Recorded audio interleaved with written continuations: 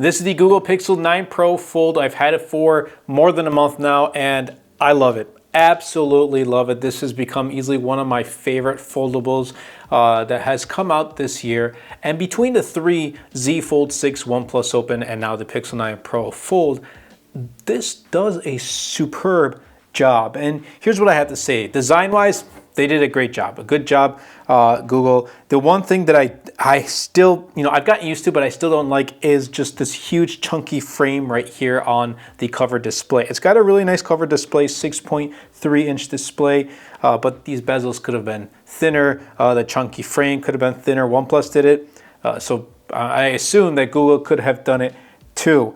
The next thing is just how thin it is. Especially when you fold it flat, it is super, super thin, and that's something I do appreciate. The inner display has been fantastic. Being the largest of the three foldables, 8-inch display, watching content, multitasking is awesome. Has just been great. I can easily recommend it if you want a super large display and that's also portable and you want to carry that in your pocket. And look, we're getting some comments from YouTube talking about the iPhone. But nonetheless, it's been awesome, just day-to-day use. And also, the one thing I also do like is playing Clash of Clans on the big screen. I definitely recommend it. I mean, try playing the Clash of Clans using up this entire screen and then going back to something like a slab of glass, like a Pixel 9 Pro or an iPhone or a Samsung Galaxy S24, whatever it is. It's really hard to kind of adjust going back to a smaller screen, so because Clash of Clans takes up the entire screen. But nonetheless, the design has been awesome. Absolutely love it. The crease, I talk about the crease because people do ask about it, and for me, it only comes to my mind and I only notice it when I'm talking about it, just like right now. But other than that, I don't really notice it at all. I think Google did a really good job in the design aspect. In the past month, it's held up really well. I don't have a case right now. I will be getting a case soon. I did drop it and I did get a couple nicks, but it lasts, it's been holding up very well. Just do keep in mind, it's kind of slippery, so when you sit in your car, it's going to slip out of your pocket. Make sure you kind of take it out first before you sit down, because especially if it's like in your left side of your pocket, it's going to fall or in the right side. It doesn't really matter. It's going to fall in between the seats. So that's something I've been noticing in the past month. So I have to make sure every time I step in the car, I have the phone out before I actually sit in my seat. The software has been awesome as well. The one thing I still, again, it's something I can get used to, but I really don't prefer it, is the outer cover and the inner cover, or the inner display, the outer display and the inner display, they share the same setup. So this is my home setup with the outer display. This is the second page, but when I open it, it pretty much just takes each page and kind of cuts it in half. So here's page 1, here's page 2. And I kind of wish I had a different setup for each, if you know what I mean. Other companies do that. I kind of wish Google did, but I hope next year they change that. Or maybe you can have a preference in the software, make that a software feature, like have your own preference if you want to have the same setup or different setups for each. That would be pretty nice.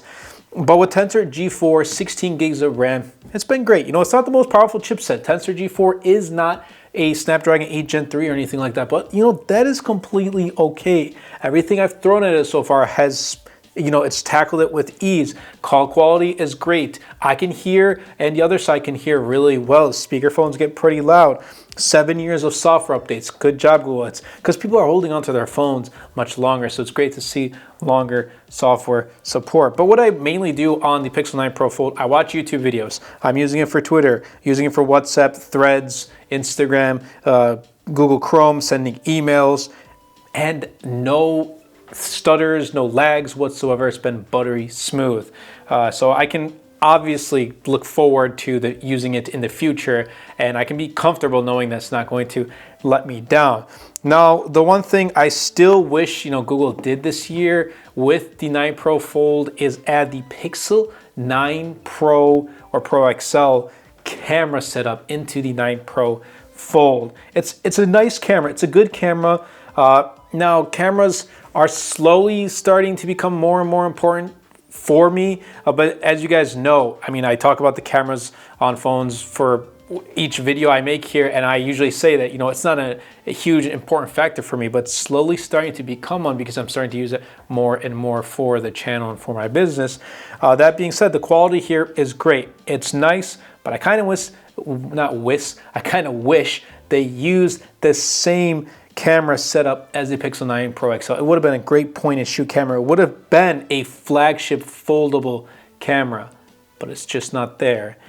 So I hope something, next year, because it also has to have that Pro moniker. If you're putting the Pro moniker in here, you might as well have that Pro camera set up. And you're paying $1,800 for this. So at this point, like I think I have something to be nitpicky about, because it's an expensive phone. So you want to make sure you're getting the best of the best, and you want to make sure you're getting your entire $1,800 out of making this purchase. If you do, for the Pixel 9 Pro Fold, it's a great camera, but I still think there are other foldables that have a little bit better camera quality. The battery life has been also very good. It's not the best battery life I've ever tried, especially during this year, but it's good. Better than the Galaxy Z Fold 6. That I can say comfortably. I mean, it lasts much longer. It has a larger battery as well, 4,650 milliamp hour battery. But the charging speeds, they're still slow. And I have to make sure, like, when I wake up in the morning, I know, like, if I have to leave the house right away, I have to charge this the night before, or I have to wake up a little early to put it on charge. But with other devices, other foldables, like the OnePlus Open, I literally wake up, put it in charge for 20, 30 minutes. I'm all set to go for the day. Like, I am all ready and set. With this, yes, I have charging in my car. I can charge it in my car, but it's still not going to get to that point by the time I reach my destination. Granted, I've kind of transitioned to working from home now, working for the YouTube channel and my business. So definitely be sure to stay updated and subscribe if you haven't already, because lots of videos are coming to MTG Productions here on YouTube, as well as on TikTok, because I've officially passed follower amount on TikTok when compared to my YouTube channel. I have more followers on TikTok, surprisingly. So definitely be sure to check that out. I'm also active on Threads and Twitter, as well as Instagram, so definitely be sure to check it out. Links will be in the description down below. But yeah, I mean, it hasn't become too much of a concern anymore, but it's still there. It still kind of does get annoying. I mean, there are times, the weekends I want to go out and I have to wait for my phone to charge. I mean, I don't know. It's something Google and other OEMs too could add faster charging, make it at least 45 watts, at least. I mean, Samsung has it with their S24 Ultra. They could add it to their Z Fold 6, but Google can also implement it in the Pixel 10 Pro Fold. Who knows? But what I have to say overall is, and I also do want to talk about the pricing. $1,800, don't pick it up at this price. I'm being straightforward, because here's the thing.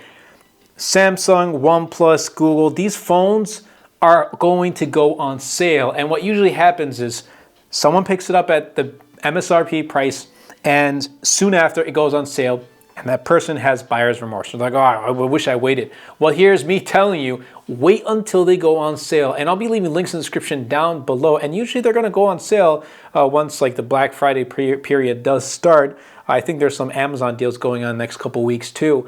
But also stay tuned to my community page because I will be posting deals on phones there from time to time. But don't pick it up at MSRP price. If you have a good trade, if there's a good trade-in promo going on, or if there's just a $200-300 off, then it's a better buy, but not at the MSRP. And that goes for actually a lot of phones. But overall, what I want to say, in the past month, it's been a great experience. And it's like either this or OnePlus. I'm debating between the two because I love just the software experience, Material You. It makes me feel more productive. I don't know how to really explain it. But overall, I mean, I can easily recommend this over last year's Pixel Fold. That was just, I used it for a week and I returned it.